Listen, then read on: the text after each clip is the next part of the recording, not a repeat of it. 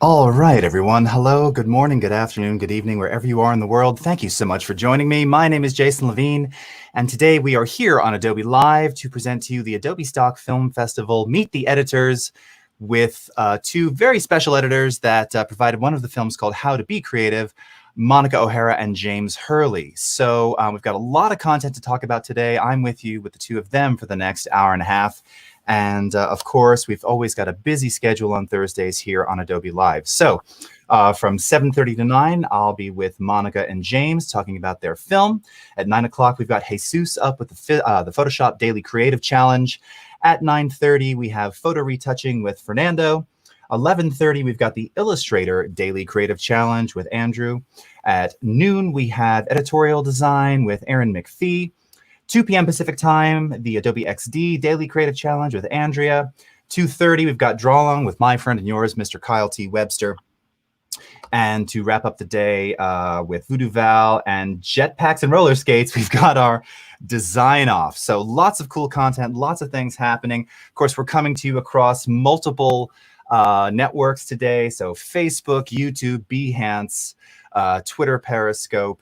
So wonderful to see you all. Thank you so much for joining. Adrian, I am Thor, Arabic designer. Great to see you as always. And of course on my channels as well. Now, before I bring on the editors, I thought it would be awesome to maybe take a look at the film itself. So again, we premiered 13 films last week. You can catch all of these, of course, on the Adobe Creative Cloud YouTube channel if you want to check out the replays. This is amazing. The whole concept here was the filmmakers were given 5 days to create a film entirely with Adobe stock footage, music provided by Epidemic Sound, which is now built in directly into Premiere Pro, and then of course cutting the whole thing together in Premiere without the use of any shooting on their own. No cameras, no iPhones, no nothing. All stock footage, and they just had to build the narrative and build the story. The stuff that everyone came up with was absolutely incredible, absolutely amazing. I really highly recommend you checking it out. So without further ado, let's take a look at Monica and James' film, How to Be Creative. And this one has a little bit of an intro tagged onto the front of it as well. So you'll get to pre-meet them before I bring them onto the stream. Check this out. Hi, everyone. My name is Monica O'Hara. My name's James Hurley, and I'm really excited for you to see our film, How to Be Creative. Typically, I work as a director and a producer. Originally, I'm from Philadelphia, Pennsylvania, but now live in Los Angeles, California. We hope you enjoy our satirical take on the creative process. Adobe, thank you so much for, having us involved in this. This was so great, especially during a time where productions are shut down. The film industry is so much on hold right now. It's really important to rethink how we are being creative and how we do connect with people. And so we're excited to see all the other films. Thank you so much for having us, and we hope you enjoy. So without further ado, How to Be Creative. How to be creative. Where should we start? Step 1, delete social media. People waste 36 days a year on social media. That's a lot of time. Step 2, get a fresh notebook. When that moment of inspiration strikes, You'll be ready. Step 3, start brainstorming. What if... No. What if... What if there is a train? And it goes to a small town. Okay, that's a start. What else happens? And the story's about a girl. Who smokes? I like it. Strong female lead. No, smoking's bad. Okay, it's about a pilot, and they flew somewhere to the... Sorry, I gotta send this text. Okay, what did you say? Step 4, eliminate distractions. Put down the phone. Should we pivot? Maybe a woman has an affair with a butcher. Scandalous. Ooh. Let's keep this PG. Fine. Step 5, take a coffee break. What happens next? Oh, is that a bug on the wall? Step 6, focus. Focus. Stop what you're doing and focus. I got it. Step 7, write a how-to video.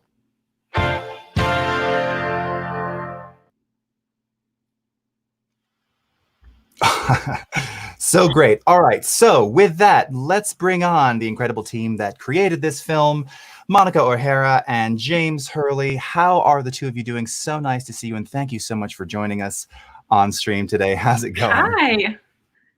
How you doing, Jason? Great. Thanks for having us. I'm really happy to be Well, here. very excited to chat with you. And I know we were talking before we went live, and James, you were saying how the films have really started to get a little bit of buzz and a little bit of pickup because people are so interested, first of all, just being able to create in quarantine, but also being able to create without shooting. And really, this is kind of pushing creativity to the limits, right? You've got to really do a lot of pre-production to kind of get this stuff rolling. And I'm really excited to talk to the two of you about how this kind of came together and kind of what's happened since we've aired the films. I mean, first and foremost, a ton of feedback and positive feedback, which has been great. And then just, certainly getting it out and just, sharing it with people has been, incredible positive feedbacks, which we're, incredibly excited about. So it's been a great week so far. I can't lie. Yeah. And, I think for me, it's like a lot of work has been on hold. So being able to actually work on something and put something out was fantastic and super fun. And, working with James across country, just so people know, James is in LA right now. I'm based in Philadelphia. So having that dynamic was definitely interesting. Well, and it really kind of speaks to, not only something that obviously, look, as a company, we've been talking about a long time, which is this idea of, collaboration being wherever the talent lives, that's what you're able to do with Creative Cloud. Not to sound like a marketing line, but that is, of course, part of the charm there. But, due to the situations that we're in now as a world, it really kind of changes the way you think about creating something, doing a production, collaborating, reviewing. It's not just about passing files back and forth, right? I mean, there's so many other things that go into this process now, and to do it within a limited time frame. And I think that was one of the most essential pieces of this that probably created a little bit of stress, but at the same time, a little bit of it was excitement. Like that good anxiety, though, right? Yeah. Like the kind that you need a little push. Well, it was certainly so funny too, because we were on a 3-hour time difference. It was so much of like text messages, phone calls, FaceTimes, just all these different sort of documents getting shared, files back and forth of just sort of like, it was kind of crazy at times where it's just like, there's so much going on. And obviously, Monica just being, the whiz that she is, it was so just like, it was very fun to see how like in the beginning we're kind of like, crazy. But then as we narrowed it down and got it down to more of what we wanted it to be, it became more and more enjoyable. Like, oh, this is nice. This is okay. Right. This is gonna work. I always think of that, that first time you open Photoshop, particularly if you go back a couple years before we darkened all the UIs and it was just that blank white screen, like or Premiere for that matter. Like because it's like millions of Adobe stock and it's like make whatever you want 5 days. So I don't know if a black screen is worse or all the options in the world. Right, exactly. Right. Having everything is the same as having nothing at all, right? Exactly. It's too much to go. Okay, so I know we've got so many questions about this, and we've got a live chat coming to us from all the various networks. So I'm going to be answering some of these live in the chat. Some of them I'll pop up on screen. In fact, Adrian Christophe right now is asking, where can we find all the short movies, Behance or Discord? So Adrian, you can find them over at youtube.com/Adobe Creative Cloud. And you'll actually find a playlist there. So I'm typing that into the chat for you. So I'll be answering some of these via text. Some of them will pull up on screen. But I thought for now, James, I know we were going to kind of go through the whole process. And I know it was you who sort of started in Adobe stock and really start talking about how you began that process with 50 million assets and narrowing it down or, Where did you start with this whole thing? Where to start? Well, first and foremost, once this project sort of got presented to me, I realized it was a lot. I realized it was a big project, a lot of things to do in such a short period of time. So Monica and I, we actually grew up together. So we went to high school together. So it was one, and we've worked before in the past where we've gotten into that creative space where we've talked about certain narratives and storytelling that we want to get a part of. So the first thing I really did was I reached out to Monica and was like, hey, I have this project. I would love for you to help me with it. You're exactly the person I'm looking for. And let's be honest, neither of us have anything really to do right now. So we're kind of like, all right, let's just, jump in this both feet first. But so really from the start, I think, since we've met before in the past, and since we've kind of been in that sort of creative sort of brainstorming mindset together, we wanted to really narrow it down and tell the story that we wanted to tell. So from the beginning, it really just like got on to just, really sharing documents and being able to, create a story, create a narrative. And what story was that we wanted to tell? So from the beginning, we really wanted to decide what style of our film did we want to make it? What was the overall message? How did we incorporate with quarantine? How did we sort of make it? Because we knew we wanted it to kind of like, I'll be honest, like when we first started, it was supposed to be this murder mystery where like, okay, that's where it started. How did we get from murder mystery all the way to this like satirical take on our own creative process? And that was very much the process. And so so really it narrowed down to like a lot of the jokes inside our film are really based in, truth and actuality of things that we really discovered. So like, everything from just like different characters of like who these characters were. And we just sort of played with it. What was our setting? What was sort of the, the style and the theme of the piece? And it really just sort of evolved and evolved and evolved. And it was really just our creative process. And we just sort of shifted perspective on it. And that's sort of, really how it started. And then obviously it just got fine-tuned and fine-tuned and fine-tuned. And that was really a lot of it. Nice. Well, and I love too, it's funny talking about just the different personalities and things. That one moment that just stuck with me the first time I saw it was where you're talking about something and then you just hear Monica, wait a minute, I have to send this text. And then you use the sound of like the text typing. And that, I think I said that when we reviewed them a week ago.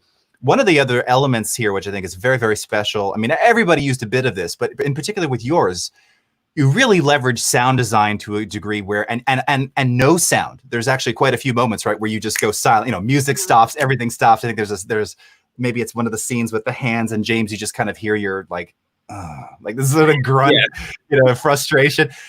Super powerful, right? And I imagine if you had your script and your screenwriters and everything else, and all of this is happening in the traditional process, that would be like an obvious moment. But here you had to just really design this thinking, all right, how am I gonna create this tension here when I don't even know exactly what kind of shots I'm gonna find, exactly how I'm gonna put this all together. I mean, it was just, it really speaks to the idea of crafting and kind of using these, I don't want to call them limitations, but again, someone else's vision and then you kind of, molding this to become your own vision and really fitting it into your story. And it was super effective. It really, really worked. Yeah, I mean, and the just like I think the sound effects really what kind of took it to that next level, because I agree.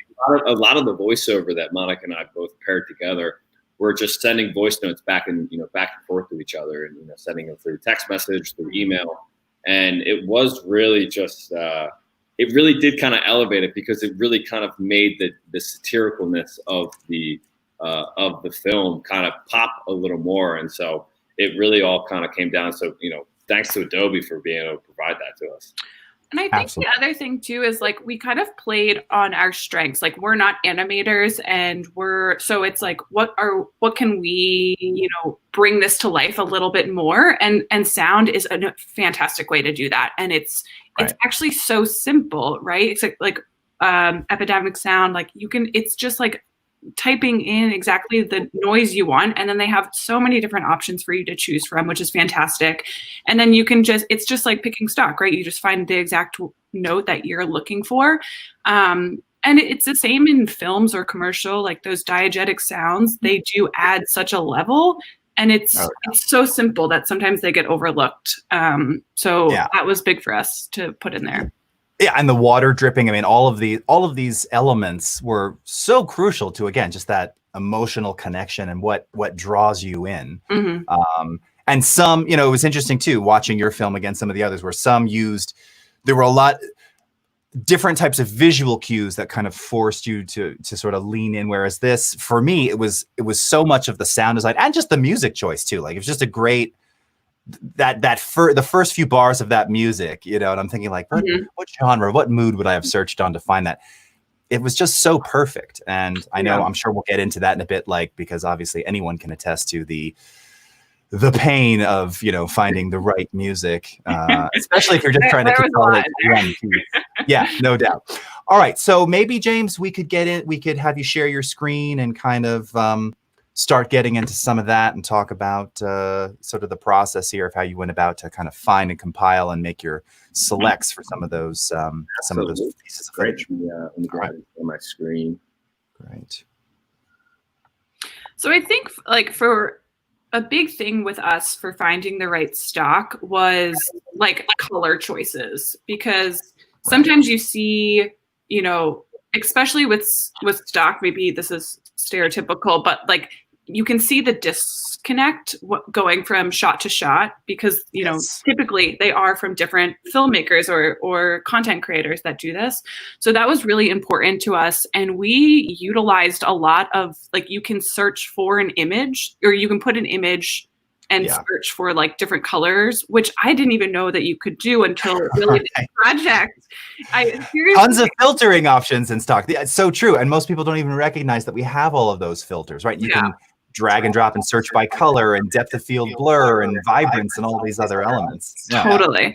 And then another great option, if you go to our library, was it also connects things that are similar. So a lot of those like small town photos are actually, they were just kind of like recommended stock options for us, which was really helpful in searching, especially with such a large database and a limited amount of time. Like, all of these were so beneficial for us. Sweet.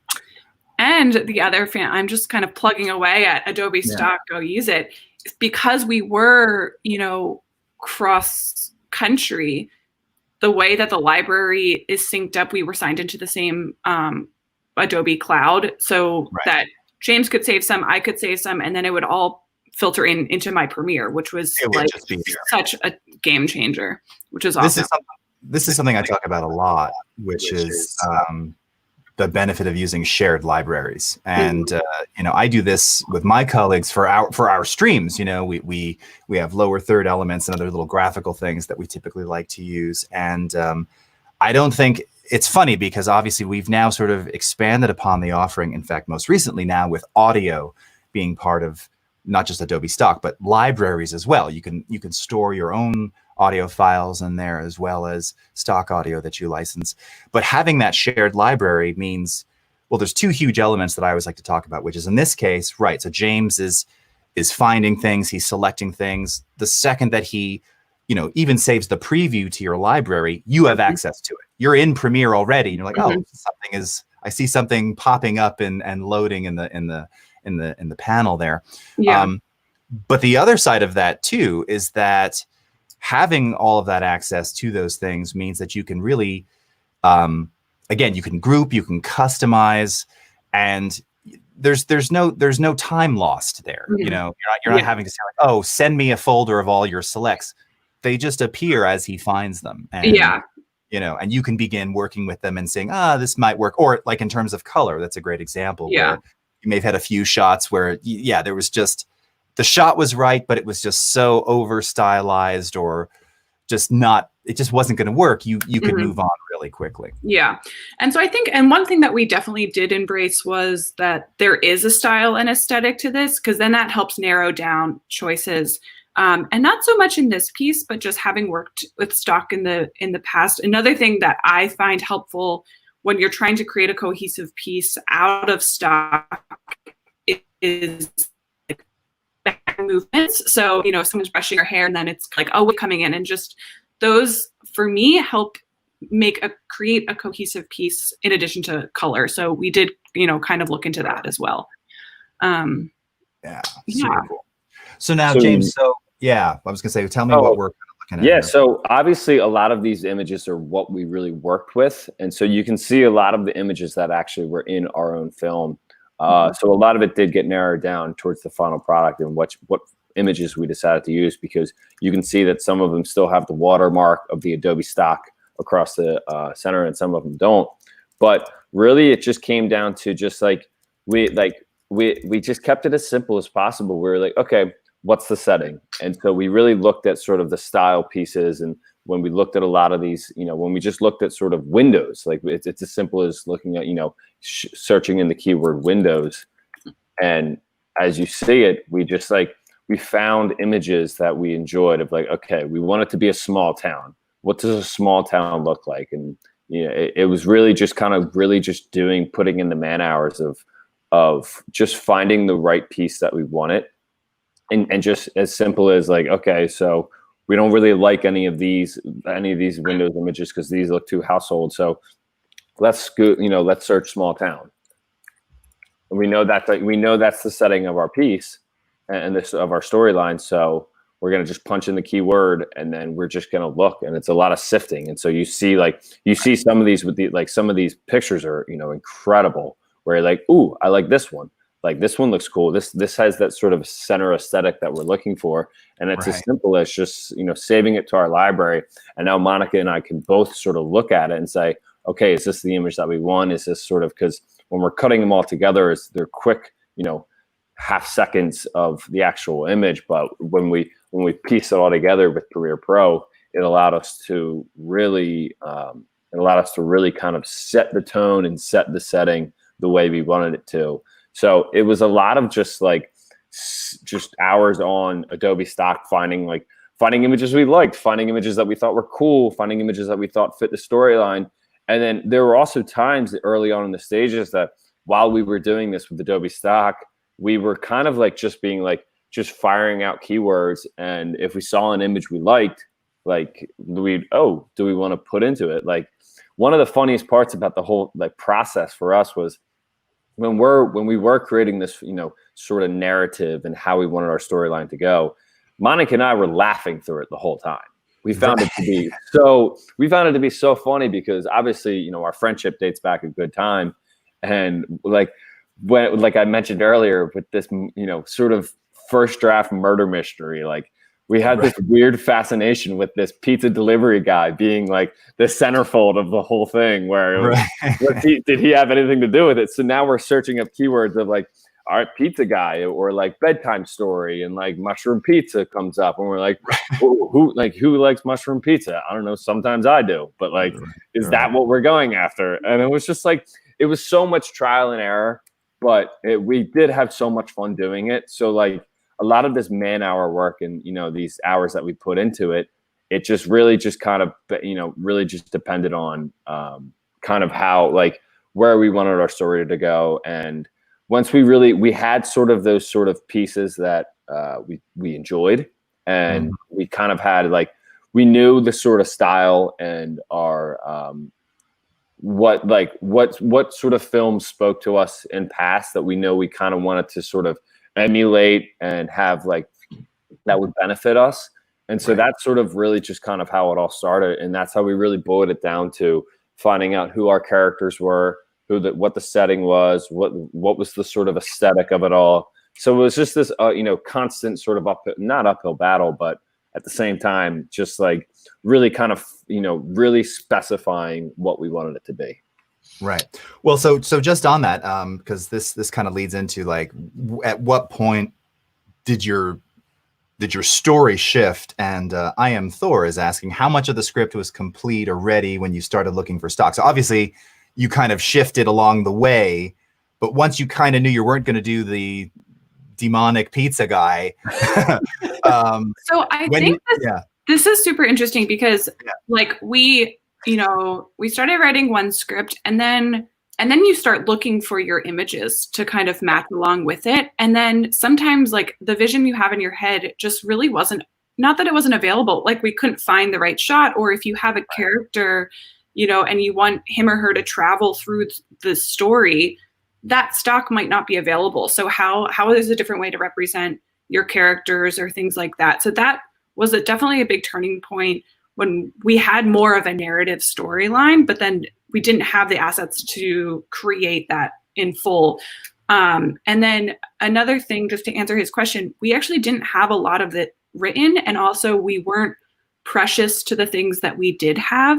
So it's like, you know, like this lighthouse that is on James' screen, I loved that. I tried to put that into everything, and it got cut because it just didn't fit anymore. But it was like, we would find an image like that that is beautiful and for me really aesthetically pleasing, matches a lot of the other footage.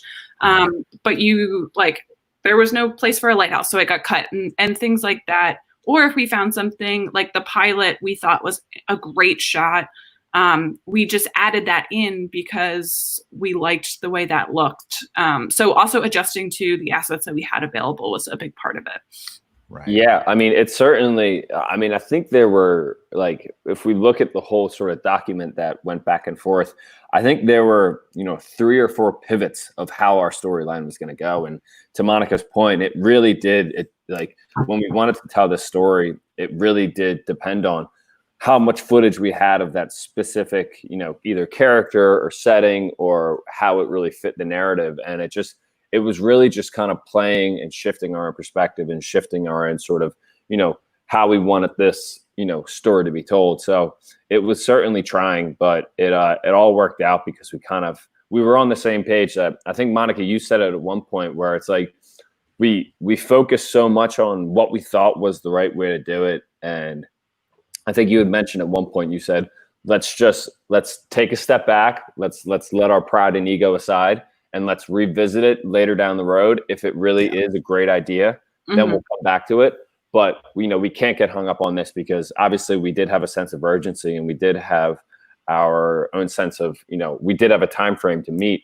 And it was a lot of that. It was just being able to sort of, bounce around and figure out, okay, we need to look up more images that were, were pleasing, and find something that kind of fit a storyline. And I think that's when our voices really started to kind of play a role. Because I think we knew that we had to tell the story, and and the film was really just to kind of, follow it along. So it was a combination of everything.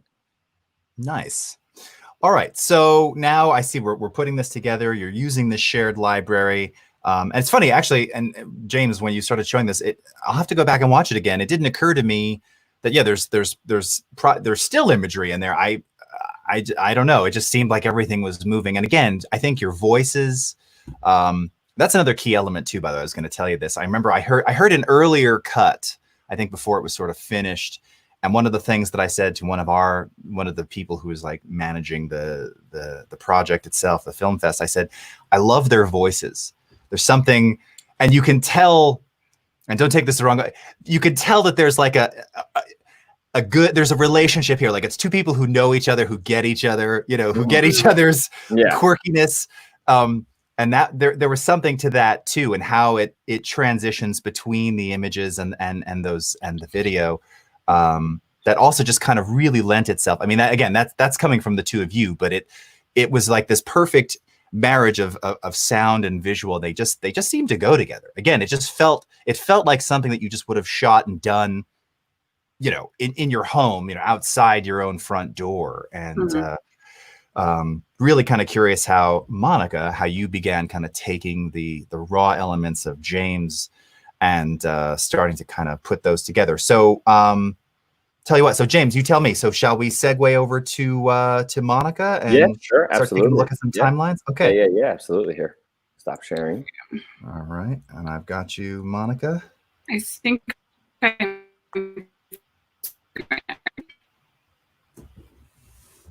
but yeah, Jason, that really does, like to your point, that certainly does. I think what really was the underlying factor of the success so far is really just Monica and I's great friendship that we that like I mentioned, we hit our roadblocks, and just like everybody else hits the roadblocks, and I'm sure every other filmmaker had their trials and tribulations, but especially in quarantine when it was like so. Sometimes it was so. There was one day where I think I called Jim and I was like, I just don't know if we could finish. I don't know what's going on. He's like, why don't you just like go like take a break for a little bit? I was like, all right. Like, and so I was super grateful to have that partnership during this too, because, you know, during anything, it gets tough.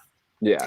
It feels that way. I mean, there's something just very, very, very organic about it. And I'm telling you, I'm an audio nerd anyway. So I immediately listen to voices and just the aesthetic of the voice and how if it feels genuine and all of that. And that came through. Like the friendship, obviously there was just something there that you couldn't have faked. You know, if you'd put voice actors in there, it would have sounded great. I don't know if it would have had the same kind of connection with everybody. Yeah. And you know, appreciate that compliment. And I think once we decided on the comedy, that we knew this was going to be a comedy, we realized that, like, okay, every great comedy sort of has those two sort of characters. It's that sort of combination of that sort of kind of eccentric one, and then there's kind of like the bit of the deadpan. And when you're able to kind of pair them together, and when we wrote all of the sort of script, and we really decided, like, all right, well, who's going to say this, who's going to say that, I knew once we decided like what lines we were both going to decide,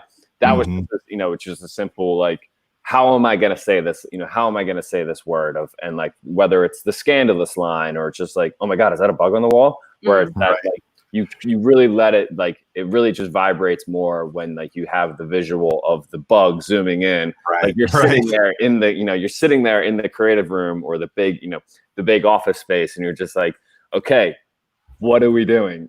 So it was certainly, you know, very fortunate. Yeah. Oh, it totally came through.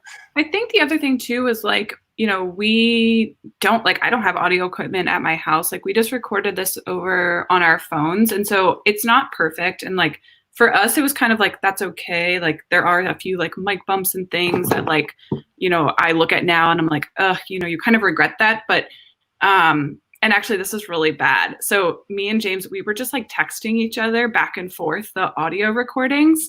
And I was trying to export a final and like my media went offline and I tried to like auto reconnect everything.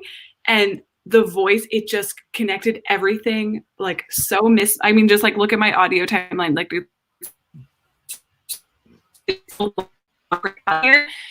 and it was like it messed up my whole sequence, my whole timeline, and it was like you should have taken the time and named everything properly. But I was just like, no, it's fine, it'll work.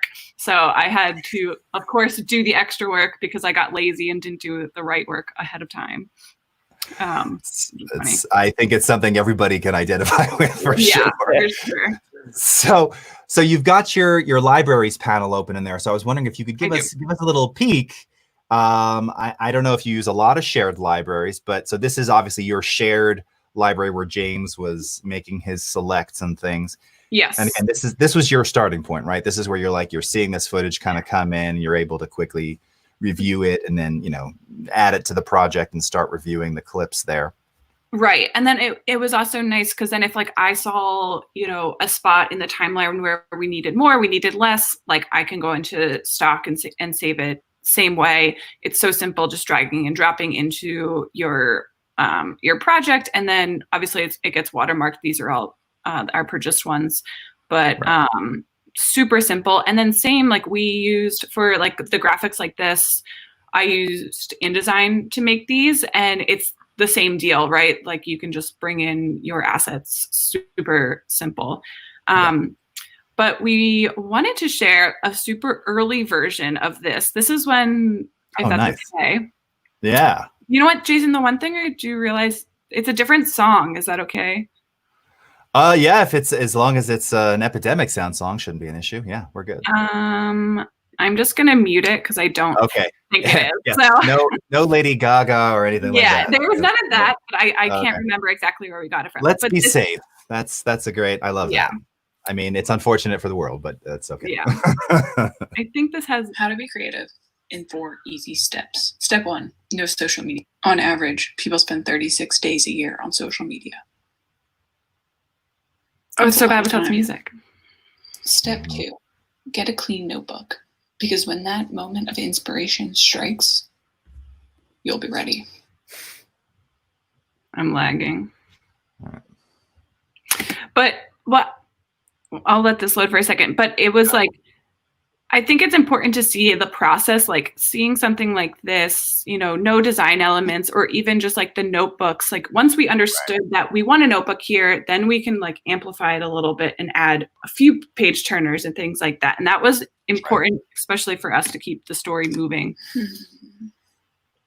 Yeah, I think it was really at that point where like once these drafts started kind of coming about, that's when we really realized like, okay, this is our story, we're gonna run with it. And we kind of like we just let everything else go. Where it's like as much as like as funny and as sort of, full-fledged, because I think Monica and I both kind of come from that narrative background of like we want a story that's going to draw you in. We want a story that's going to have, the characters, the viewer and the audience can identify with. And, where it's like, who's the protagonist? Who's the antagonist? And really like, it was just at that point where like, once the sort of how-to, format really came about, we just jumped both feet in. And I think that's what really kind of made everything pop, because like Monica said, then we were able to go back into Adobe stock and really search those images that we wanted and that we're going to, fit the storyline, but then have more of an aesthetic to it as well. Right.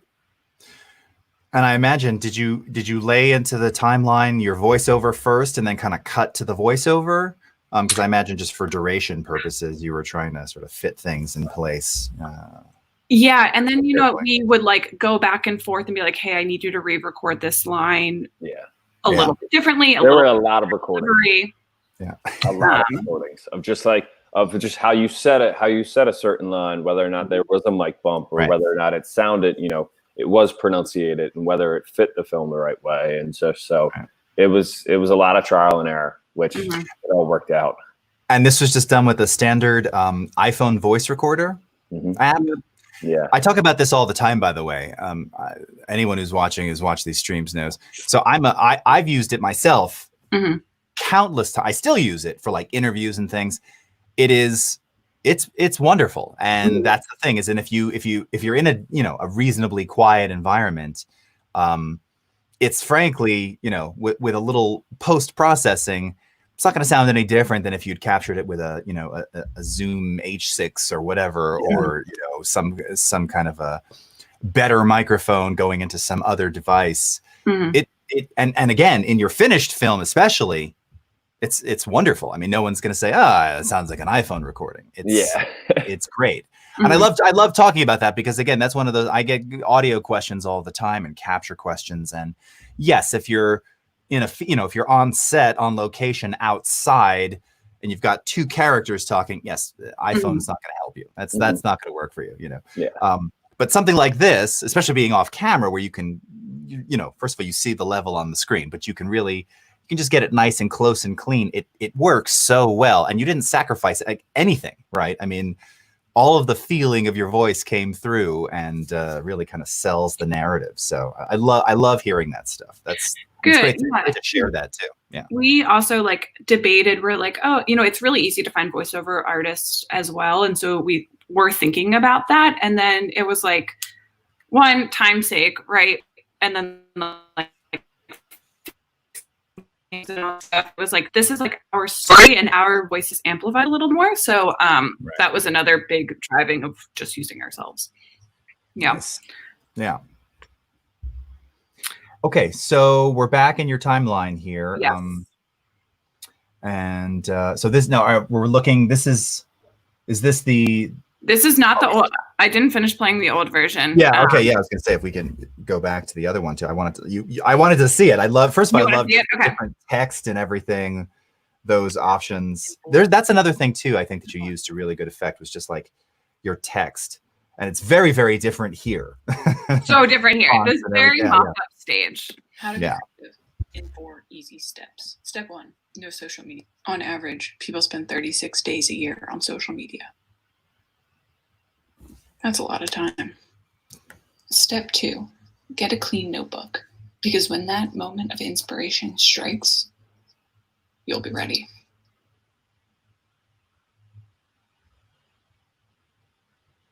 I definitely added that later. What if, no. Oh, maybe, Okay, what if there is a train and it goes to a small town and we show windows, just lots and lots of windows. No, not windows, a lighthouse. We show a lighthouse. There's the lighthouse. Yeah, there's my lighthouse. Yeah. No, a pilot and his wife, and they take off for, wait. Okay, it starts with Once Upon a Time. Maybe should the main character be a detective or a butcher? A butcher, that's original. And maybe it takes place at a motel and two people have, wait, no, it should be like PG. Well, maybe a woman smoking. God, why am I back to smoking? Okay, I got it. Maybe there's an election. No, too political. Okay. Oh, God damn it. Oh, step number 4. Give up and write it how to. Because those who can't do, teach. So obviously this was a very early version of this script. And this is an instance where like James and I wrote this, and then our time zones, when I was working on it, I was just recording my audio so we could kind of start pacing things out. And like we did have this discussion, like, should it just be his voice or my voice? And I think definitely like the pairing of our voices in it creates so much liveliness to it. And at first actually it was going to be his voice, and then like we decided that like us talking together is so much part of that creative process, back and forth, like ping-ponging ideas, and it is exactly what we did too. So yeah, I think there was one point where early on I was like, I'll voice it. But then once I really heard that draft, and once I heard sort of Monica, like I think what I've enjoyed most, especially through it all, was the fact that like that you felt the sense of sort of frustration, and you heard the contemplation and the implementation of like, oh, what if I add this? And I think that happens so often in anyone's creative process that it really just allows you to like, when you have two people working on something, it's so much back and forth that I think I was just like, I think we go with both. I think we should both do it. I think that's that way it really just like, it shows our, partnership on this project, that it wasn't just, one side. It very, very much was a collaborative effort. And it really just kind of, I felt it made the piece twice as good, that, one voice wouldn't have done it. Mm-hmm. Oh yeah, no, I mean that's it, and it's so I love seeing, and it's so funny too how there were quite a few different pivots in that rough cut, but yeah, I mean you can even see, I mean a lot of the same lines still exist in the final version, but there's just something. It's more like this version, that original rough cut almost feels like we're in Monica's head, whereas the final one feels like you're both there. You're both having this real conversation, and the conversation is with everybody watching, we're all privy to it. Whereas the other one, it really feels like Monica, you're I don't know if you remember Ally McBeal, but she was always having this like things in her head that it's definitely an internal dialogue as opposed to where it's more of an open conversation. And then also I just think I like seeing like first cuts into then finals too, because then like just like the intricacies that you can like, all right, now we have clocks, so now let's put a bunch of ticking clocks or things like that and like the sound effects too, that like you can start actually bringing things to life. So even though that draft is so far off from where we ended, like having a final cut where like, okay, this is the story, this is what we're working on, we have the next 2 days to kind of polish this up, was a big point for us to even just get to. It's funny too, even just like looking at that final cut of even just like seeing how like the narration of it is like, maybe it's a butcher, maybe it's a detective. And these were all of these like sort of intricate little like details that we had discussed when it came to that early onset process, that's how we got to where, that first rough cut was of like, oh, is it a story about a butcher? Is it, who is this lead? Is it a female lead? Is it a, who are we following in the storyline? And I think our target audience is exactly sort of the creative individuals that, we're much like the other creators in the film festival, is these are just sort of things that everybody goes through. And just these sort of conversations, these questions, and that curiosity that everybody sort of kind of asks themselves whenever they're putting together, a piece. And I think it just sort of it just sort of accentuated, and it really kind of fit the target audience we're going for. Right. So I'm curious now, and Monica, you tell me how you want to pivot this, because I know something you mentioned a bit earlier was around, so once you obviously had the story, and let's just say most of your footage, most of the content ready. So two things, and we can do these in whichever order you feel most appropriate. So first, where do you start now trying to match the color across all these shots so that it does feel very consistent? Because again, that's one of the key elements, right, of also selling that story, is it has to have this kind of visual consistency, which is, for anyone who's never really worked with stock content, particularly video, it's very challenging, right? I mean, because you just, everything that you're going to access, shot by different people, different light, different places, times of day, different cameras, different sensors. I mean, there's so many factors that go into it. And then where you started also kind of bringing in the sound design and tweaking, and then finding that music. So I don't know if you want to start with color or sound, but thought we could pivot to one of those.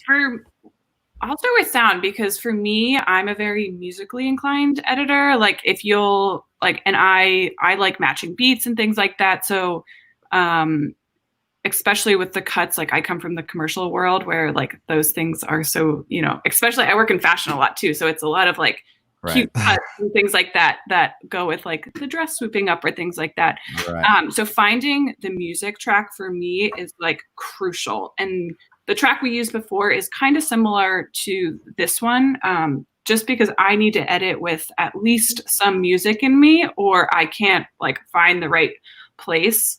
And a big part of this was like letting, and I think, you mentioned it earlier, is letting the silence be a part of that story and not being afraid of it. A lot of people are scared of, blank moments. And even I am too, because I put a lot of like the ums in there, but it does help with the comedy element. So I always start with the music, and then the sound effects were probably the last thing I added, just because we were still adjusting the footage so much. And then in terms of color, I didn't do like, these backgrounds were definitely selected based on, elements that were coming next. So they're like, the color treatments were fairly similar, but like these backgrounds, I didn't do much except opacity adjusting, and then maybe some like exposure adjusting, but not much. And it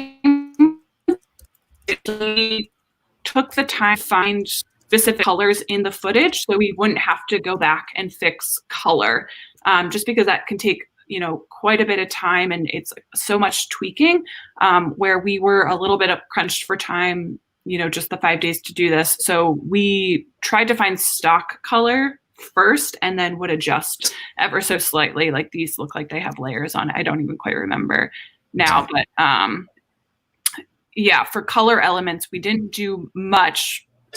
We just kind of looked for the right things. Now, in terms of the music, now, obviously, at the time when you were making this, we hadn't yet, although you probably knew it was coming, we hadn't yet introduced Adobe Stock Audio Epidemic Sound into Premiere. You were obviously doing it on the Epidemic site. I was wondering if you wouldn't mind opening up Essential Sound and kind of showing that panel, and so that people can kind of get an idea of what that looks like. You can find it under the window menu. And you'll see Essential Sound there, and it'll be in the browse. Yeah, well, we didn't have that. That wasn't because this is not the latest Premiere right here. Yeah. Yeah. Sorry. Whoops. Okay. But we didn't connect it. It was everything we like old fashioned way, downloaded it and then got it in. Old fashioned, right? It's so funny. Old fashioned as of a month ago, right? Yeah. Epidemic wasn't happening at that point. Yeah. So, what's interesting too. So I'm curious, like just talking about moods and genres. I'm gonna see if I can pull it up on mine real quickly here. So, this is something that now I'm a composer myself. So when people ask me like, oh, well, what music provider do you use? I use this one right here. Yeah. This is the one. Hence the massive amounts of music gear around me. But Right. there are times, like, for instance, I'm cutting some stuff together. I do a lot of little pro bono things, even with my own children, and I don't feel like composing for them. So I love when I kind of go into the first place we start is like mood versus genre. I would always kind of go to genre because I'm thinking film, epic, and thinking of all my favorite film composers. But I think a lot of newer creators, they go to mood first, right? So I was curious, like when you were searching on that, and actually, Monica, if you wanted to go to Epidemic, you could pull it up. I can hide your screen for a second here. Okay, great. Go ahead, and then I'll bring it back when I see that you're in the Epidemic browser. I'm really curious about the sort of the moods and things, because what and how did you come up with the idea for the mood? I mean, I'm thinking like when you think about some of the options you have, happy, joyful, those kinds of things. Is that what you were thinking? Because again, I keep going back to your original concept and how that was such a different pivot. Like if you had gone with the sort of horror theme versus what is really, it's not just like it's happy, but there's something very, I don't know. There's just like it's positivity, but of course you have this very dry, just very deadpan kind of like vibe to some of the narrative there. I think just based on mood, and I think on really like when it came to mood, we really kind of like when we first started and we first sort of had our narrative and we were first sort of kind of creating story.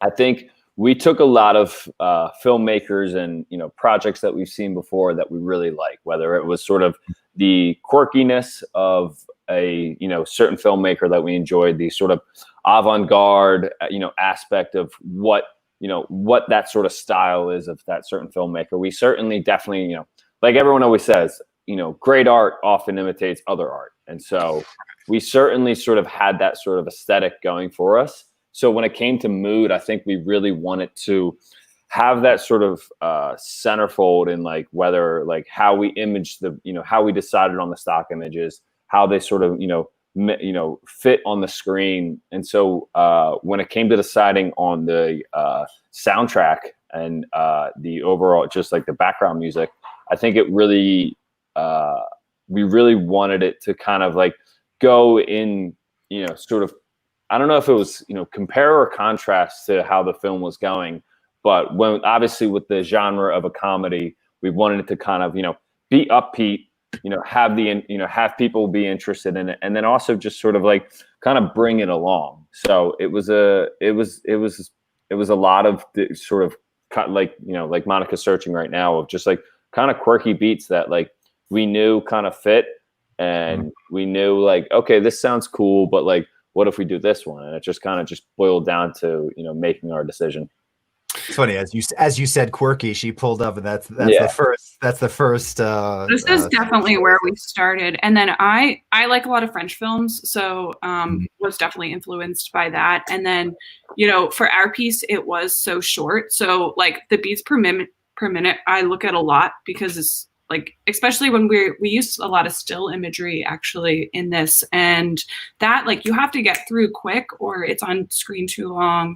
So that was super important to us. And again, just like downloading a bunch of different tracks. I think I ended up like maybe selecting like 6 or 7 that we liked, and then just trying them, trial and error in there, what fits, what's the right mood. But I think, definitely quirky, for a lot of the imagery too, like when we were, I would just type in random keywords too, like Wes Anderson inspired, just so you have like critical things, or so I do that a lot with sound, and you don't always get exactly what you're looking for, but eventually you'll find out. Well, that's actually a really good point, and we can play through some of these previews if you want. But I know now again, I say this very honestly, I'm not a stock music user myself for my things, but I've been using it a lot, not only because we just put it in Premiere, but also just because I've been working on some stuff where people wanted to use it, and I found I've never been more my attention span has never been shorter than when I'm previewing. Like, in other words, I'm going, I'm 2 seconds in. No, Yeah. Nope. no, no, I think that's a lot of it where it's like, does it fit? And I think there's so much of, you listen to different things and like, it's either a yes or no. And it's like, does this fit or does this not fit? And that goes back to just sort of like, listening to it. Does it work? Yes. Thumbs up, thumbs down. And so it was really just like, when it came to setting the mood, we were like, okay, is this fitting the mood of our story that we want to tell? Right. This was definitely when we tried. I don't know. I kind of forget it now. Also, I'm like middle of the film. These work?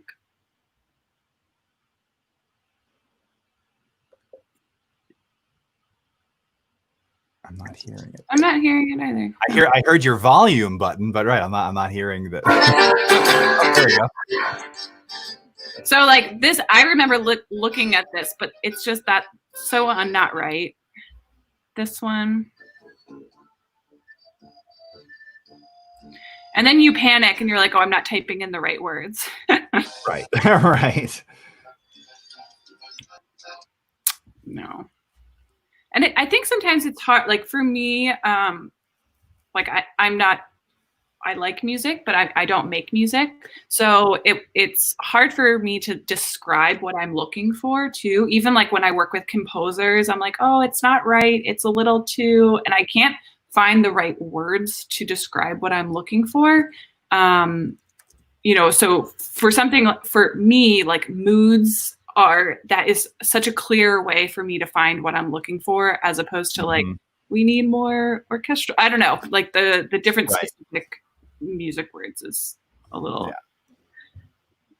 And the nice thing about, it's funny, I was talking with someone about this the other day, because I mean, stock music obviously has changed a lot over, the course of the YouTube era. And I was saying, I think Epidemic's among them, but there's a couple of partners that we've worked with who've built panels and things for Premiere. And a lot of times they're talking about, that it's not stock music, it's production sound, because unlike, not so long ago where even me, I remember actually I was almost employed by the Muzak company, like M-U-Z-A-K, if you, everybody jokes about, I don't know if even anyone cares anymore, but Muzak, that's elevator music. That's what you'd hear, right? And it's always like instrumental, soft horn hit versions of, Beatles songs or something.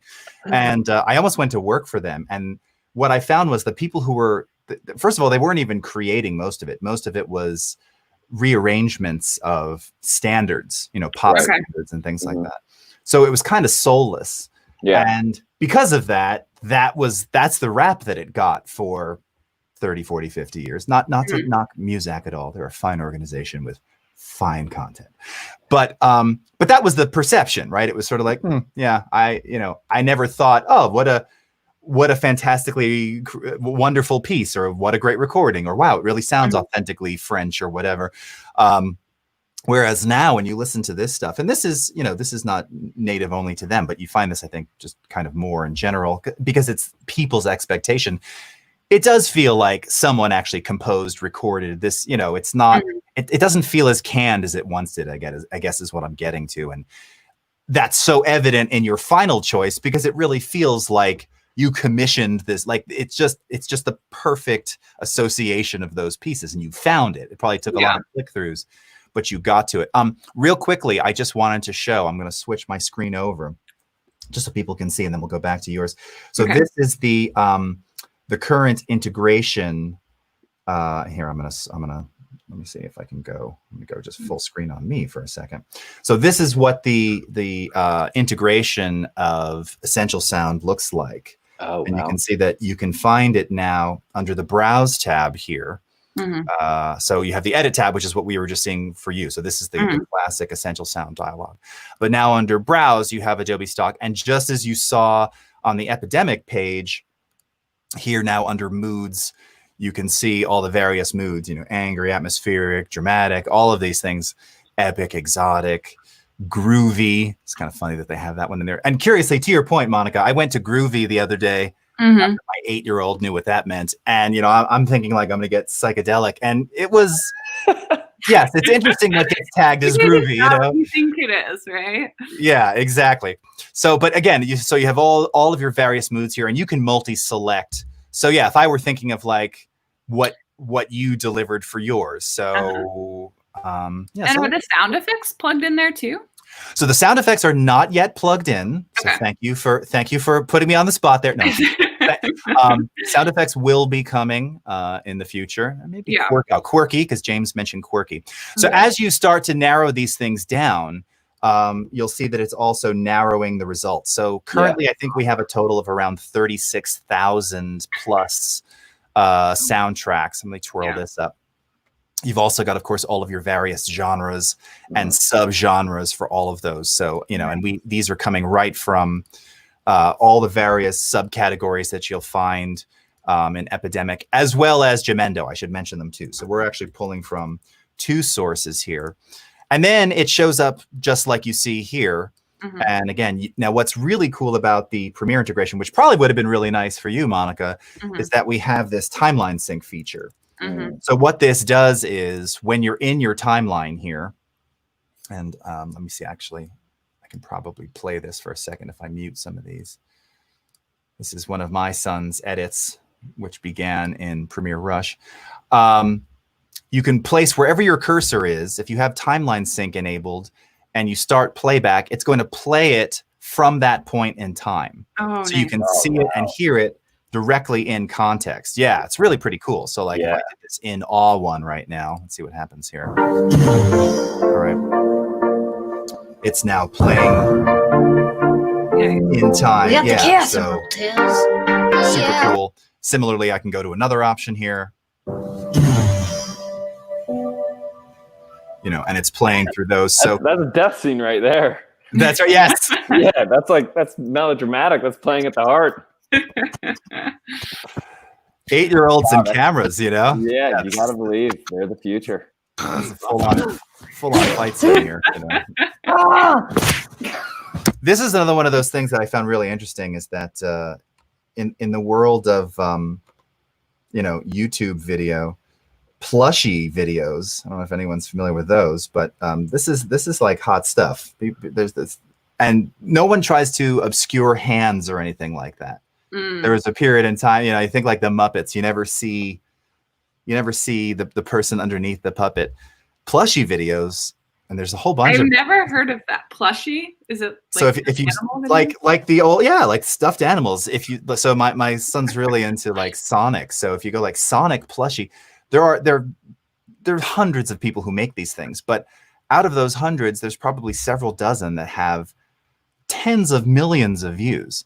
And it's just these funny films that they're making with these, and they don't even obscure the hands. That's the whole point. It's like there's no pretending that someone's not holding it, but all of the voiceover is ADR, so it's not like crappy in the room sound. All of it's ADR. Yeah, there's a ton of sound design. There's a ton of very specific music, which changes based on the scene. It's kind of an inspiration to what you're doing too. It's like that same idea. Like it's so incredible to watch, because growing up, that's exactly what I used to do, and it's like looking at it and looking at the tools you have now today from just a creative Adobe stock, Adobe Premiere Pro standpoint, is you can really make a full-blown action film using your own stuffed animals, letting your imagination just run wild, and it really it's like that is so cool to me. Oh yeah, it's bringing your imagination to life, and it's as finely edited as you can get. Right, and there's no rule or shame in breaking that rule, or whereas kind of the fourth wall concept, which we see more now anyway. But it's anything. It does come back to story and just subtlety of things. Talking about using silence. I mean, I'm going to tell you that for me, in your film, and those quieter moments and that specific water drip, which I was like, I need to access that exact same sound effect that you used. It's not the first time it's ever been used, but there was something about it. You just totally changed the pace, and I could feel the brakes coming on, and I wanted to ramp back up. I mean, you're creating tension with a droplet. you know, Yeah. and it's just not so easy to do, you know. And it really speaks to just using all the tools and working with limitations to make something that is just so unique and still delivers a really fun, consistent message, or whatever mood you're trying to go for, right? Yeah.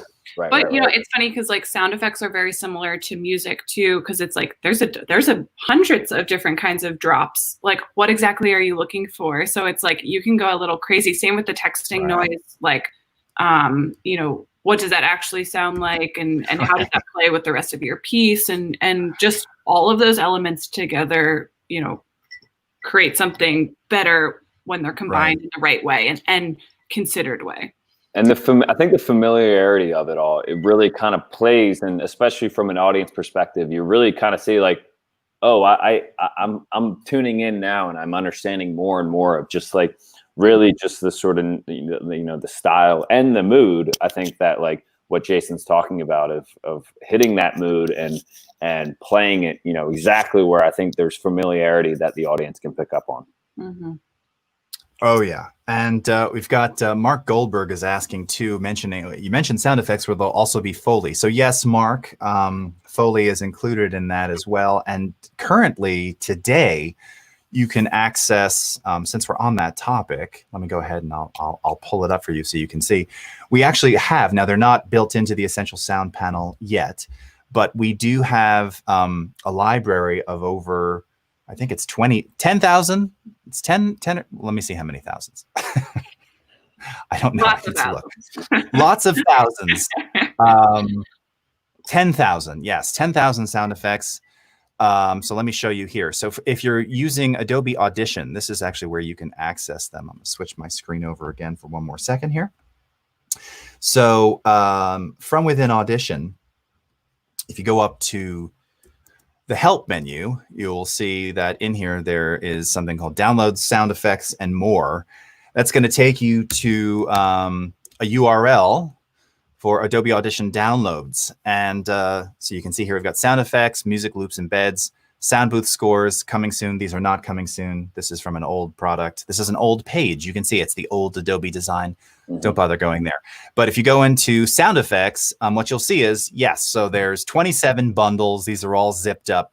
And it's everything from, as you can see, so there's a whole series of Foley plus a whole dedicated series of Foley footsteps, fire, explosion, imaging, liquid and water. So again, I'm not joking, James and Monica, I went and like, do we have a similar droplet sound in our liquid and water? I mean, there's 585 megs of Jason, droplets. I'll just email it to you, you crazy. I know. Well, you know, I was like, I wasn't going to ask, but yeah, there's great stuff in here. So, and I use these pretty much exclusively these days because they're free and we have access to all of them. So I highly invite people to go check those out as well. And in the interim, before we get some of that integrated into our Adobe Stock Audio portfolio.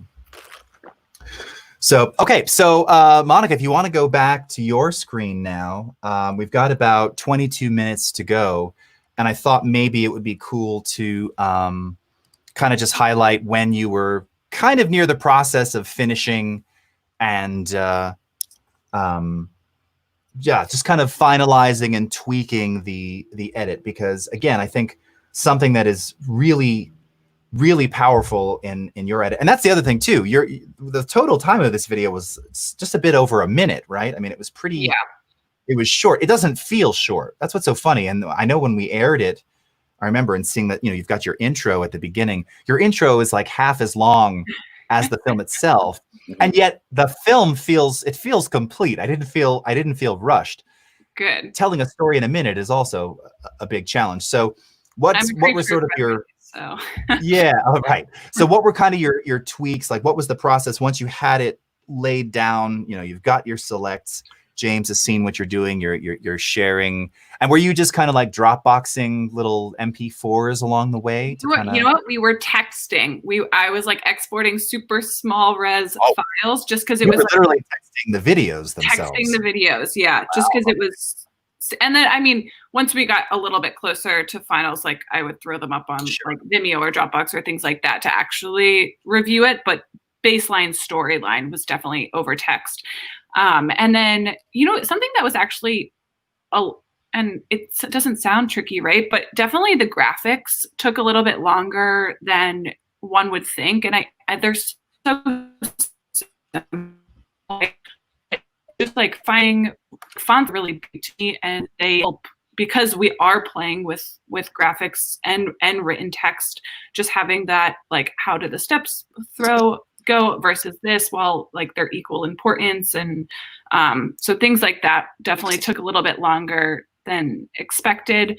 And then we actually, you know, kind of going back to audio too, we added in lines as we saw, like, you know, gaps in the piece. So like one moment that I think is really funny is when like James is like, fine. That was like a very last minute. That was almost like the last thing we dropped in there, just because we're like, we're missing something. And it's like, it's funny to have a reaction to like me correcting him. Right.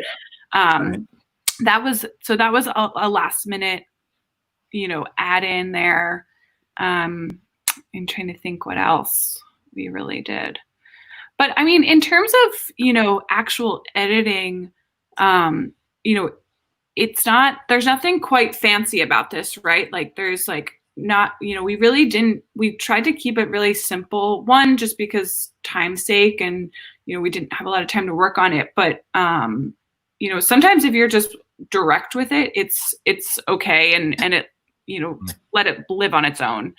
And definitely like straight cut style, not kind of messing about with a lot of sort of dynamic transitions, which is a very popular stylistic choice today. But I think you went for a lot of straight or almost entirely straight cuts, right? We did. Got any visual transitions, which again is it's a stylistic choice, and I love it. And I think to your point there, it's very direct. So you're driving that story. You were saying before, like, you know, if you can't teach, my friend, my editor friend, Carrie, always used to say, it's a line, you know, if you can't resolve it, dissolve it. Right. and the dissolve, while you don't see so many of them now, unless it's really specifically used, but it does, it slows down. It slows down the pacing. Right. I mean, so you're kind of, you have to have some kind of visual follow-up, I feel like, if you're going to use that dissolve, because otherwise it feels like you miss something. Like it's the pace is off. Whereas this is just like you're driving forward, you know? Yeah. And I'm not big on transition. I actually don't like them very much. Just personally, I like straight cuts. And then even like, I'm actually not a big fan of cutting to black. I really actually don't like it. So just like having this on there was very dramatic for someone like me. But we needed it for the piece. Yeah. I love that. No, that's really interesting because again, like just talking about people's different, you know, it's all just your personal stylistic choice. And, you know, I was just talking with a colleague actually internally at Adobe who was asking if we have any of these transition packs. You know, there's all these providers now that make those like ultra zoomy twirl and blur, and they're cool, right? I mean, they look cool. They certainly look cool when you see the ad on Instagram, you know. But it's not for everybody, and also it's a different, not to say that it's a crutch, but it can invariably change your story, change that narrative. Whereas if you go for that more direct approach, leveraging silence, leveraging long cuts. I can remember, and that's something else too that I noticed here, where you actually there are moments where you're cutting rapidly on purpose. Yeah. But there's also moments where, again, based on your choice of stock, the camera's lingering. Yeah. And I think that gives people some anxiety too, because it means you better have something pretty good that's going to follow up that linger. Yeah. Otherwise you lost me, right? And that I love that's very indicative of your editing style, and that you brought that up. And same with like the silence and the choices of all the sound design. I remember it's not long ago, there was something I saw where they were showing, again, something with like someone was using an iPhone or some kind of touch device, but very clearly the tap sounds and whatever and maybe it was even the screen too. It wasn't new. Like it was in this ultra new modern looking setting, but they were using like the tap sounds that it sounded like old iPhone. I don't even know if the sound is I've never turned those on, by the way, so I don't know what the new sounds are like. But yeah. it felt wrong, right? You're like on this iPhone 11, and yet I'm hearing like these clicky sounds from what I interpret as an iPhone 3G, you know, and and it really threw it off. And then I got lost. Like I totally forgot what I was even watching because I couldn't get over this weird. And even some of the sound effects were just, there was something wrong with them. They weren't, you know, if you're seeing an ultra close up, you know, clearly like 4K shot at, you know, f1.8, like that water droplet where there's, you know, clearly just like shallow depth of field, but you're hearing this kind of low bit rate MP3 water drop. It doesn't work, right? Because you have this crystal, literally a crystal clear visual. You have to have the audio has to complement that, and it didn't. And that was something I think which you very carefully implemented here, which is that the sounds kind of met with the visual really nicely. And I imagine that too. That's an incredibly long process to find those. To find them, and then it's also like, especially with something like this, when the water, like you have to time it right, where it's like, okay, where do you actually think that the sink holds, right? Yeah. So it's like, because you don't hear the water droplet when it comes from here, you hear it when it hits the bottom of the sink. So it's like, and that, you know, we just kind of made up when we think it, but then it has to be consistent kind of with the other water droplets, and it's all those details that like, sometimes I think people look over them, but they really help sell it, right? Like those moments, the whole thing. And even with like the light bulb, you know, that ding, like that's obviously like, it comes from like an old cartoon, right? When it's like, great idea, ding. And so that's why we stuck that in there. But same, finding that right, like that pitch that you're looking for that also matches the music tone and things like that. And sometimes it's worth pointing out, since you just said that too, in those sound effects, which you now know you have access to, you probably never knew we even had those. Most people don't. You're not alone. There's a whole series of like cartoon sound effects. Yeah. So like a lot of the, you know, what are they called? Like all those like slapsticky, wow, wow, wow, wow, all that kind of stuff, like all the Looney Tunes things, like the Wile E. Coyote in there. Exactly, Wile E. Coyote, right? Whatever you call it. The Acme Anvil. That's right. The Acme Anvil. And it comes crashing down. Yes. Yep. There's a lot of that stuff in there. Absolutely. So cool. Yeah, this shot, I mean, again, this just kind of speaks to just some of this really beautiful footage. That was the thing too, when you were going through this, were you also kind of amazed that, you know, when you have so many, look, not every piece of footage that you're going to find on stock is going to be brilliant, but there really is a lot of quite brilliant stuff on there. And this was, by the way, something we were talking about this, right, Monica? Yeah. I encourage so many people to become stock video contributors, right? Yes. Like it's very effortless. In fact, here, I was going to walk you through that. So if you wanted to show this, so if you just go up to the, if you go to the just file export media menu, I wanted to point this out to people. So if you, now obviously this is already stock footage, but if you want to become a stock contributor, file export media is going to open up your basically AME or the media encoder directly inside of Premiere. And in that dialog, you'll see just about halfway up under the Publish tab there, there's an Adobe stock checkbox.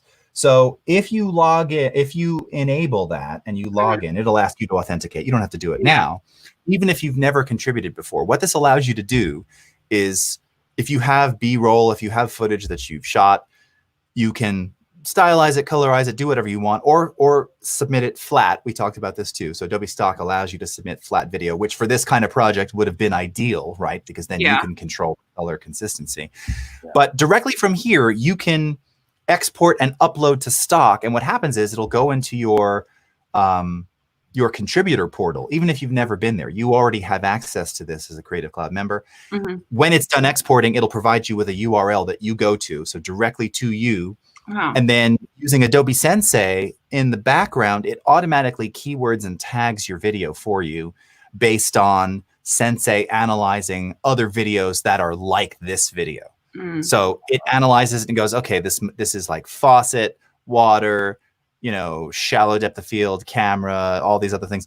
And it'll do all the tagging for you, which is how people find stuff in the first place. And And basically you can add more tags, you give it a title, and that's pretty much it. And then you submit it. And like within a few days, you've got footage for sale. So it's a super easy, cool way to leverage B-roll and just have like a nice little passive income stream for stuff that you have lying around. And as a videographer, I mean, I've got to imagine you probably have a ton of beauty shots somewhere that you've, that are just laying on the but it's also like that's what I love about Adobe too, because then it's just kind of like fostering the community in a bigger way, and that now we can all kind of benefit from each other's, amazing footage that I know I have hard drives of it sitting, and it's just sitting there, and so not even for like a separate income, but just for like something like, if you want to make something out of stock footage, if you want to make a commercial out of it, there's so many more options for people, which is great.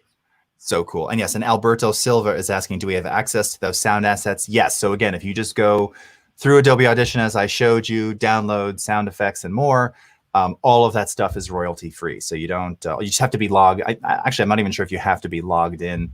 Well, I guess you would, unless you're in a trial version, but yes, you're already logged into CC. Go from within Audition, you can access all that sound, and you can begin using them. And there's a ton of variety. And again, it gets real specific. I mean, as you probably know, Monica, when you're looking for sound effects, like for instance, there's a whole series of transportation sound effects where it's just car doors, and in the title, it'll be like, passenger door slamming, Chevy truck, S10, 1994, metal. It gives you all the detail of the actual vehicle, because sound design is that freaking specific, right? That's the difference between something that really works, that's like, again, super high quality, fits the visual, versus having something that's completely out of place and just doesn't work. So there is like countless variations of car doors and slams and footsteps and, all of these, pen on paper, scratching, side of the pencil on paper, scribbling a pen, scribbling a marker. A marker makes a very different sound than a pen, right? All these little specific things that really just add to that finished look. And another thing I wanted to talk about too was when to use sound design and then when to not use it. So actually at this moment, when the train is coming through, at one point, we did have a train, like, it's not a horn, but like with a choo-choo sound. But we had to take it out because it overpowered like the dialogue in there. And we did go back and forth a lot, like, oh, should we shift the dialogue here or there? And it was like, you know what, we need to just cut it because it's not adding. And same with the pilot shot, like, oh, should we have the airplane engine running? But like, then it's just like, it has to be a give and take. And sometimes you have to kind of like kill things that even, you want to have them in there, but it doesn't fit overall. What's more important, the dialogue at this moment or adding a cute little, choo-choo sound. So, I think that's such good advice too. Cause I think that's the other thing. It's real easy. And you see this a lot on like YouTube videos where, again, like super high value production, but overproduced in every sense of the word. Like not every motion, not every scene, not every, every moment needs some kind of sonic component to it, and it's hard. I think it's hard to pull back from that. I know, I a lot of friends that I work with in the studio struggle with this too. It's like, oh, let's add one more background vocal, one more guitar, one more, or whatever it is, additional instrumentation. And it's the same in video, right? I mean, you can really overdo it. A couple of years ago, you started seeing this where, and it's funny, I just did a masterclass on this last Friday about making retro looks, making your stuff kind of look VHS-like or dirty it up, and it kind of ebbs and flows in popularity. But a couple of years ago, you really started to see a lot of this where every shot was just too stylized. So your brain never gets a chance to really, I don't know, rest for a second, if I'm trying to pay attention. I mean, yes, I guess are you trying to just stimulate visually, right? A la keeping your eyes open, just like, because that's one way to grab attention. Or you trying to say something, right? And if every moment has a sound tied to it and some kind of crazy flashy visual, I guess you walk away with a similar reaction, like, wow, that kept me engaged. I don't know what I just saw though. My head is spinning. And I think Right. like that kind of like that's just kind of like being an artist, being a creative, and it's like when do you push things and when it's like no, actually like we're good. And James and I had hit that I'm like a chronic overthinker, so I'm like, oh god, is this like good enough? And he's like, no, it's done. We're so like it's totally done. This is good. Like let's send it off. And you know, you kind of get anxious when people like, you know, look at your work and you're like, oh, is it, you know, I don't know. And no, I certainly, Moha, I certainly. you're the most critical of yourself. Yeah, you're like, certainly the most. I'm the most critical of myself at times too. Of even just like, oh, did that sound right? Oh, was that pronounced the right way? And it's just like once you like do it over and over again, you can almost in a sense just like overdo it at times, and like you say, overthink it. And it really does like. There's times when it's like, especially when you're working on a project and you put enough time into it, it definitely kind of has that feeling of like, am I overthinking this, or is this the right? So I think what's great about this story and about this film, what I really enjoyed is the fact that we had two sets of eyes on it, and it wasn't just one of us doing a lot of it, and then like we had each other to kind of like bounce ideas off of and kind of use that sounding board. And I think that really kind of spoke volumes to how this all played out in the end. Yeah. Nice. Well, I have to say, we are actually out of time, my friends. So I want to thank you so much for joining us. I want to remind everyone that they can rewatch the film How to Be Creative on the Adobe Creative Cloud YouTube channel. We've got a specific playlist for that. A lot more content coming up on Adobe Live today. So for Monica, James, and myself, thank you so much for watching. And thank you again, the two of you, for just creating something wonderful for the world and sharing your brilliance and artistry. And we're grateful to have you. And for everyone watching, we will see you again next time. Take care, everybody. Bye-bye. Bye-bye.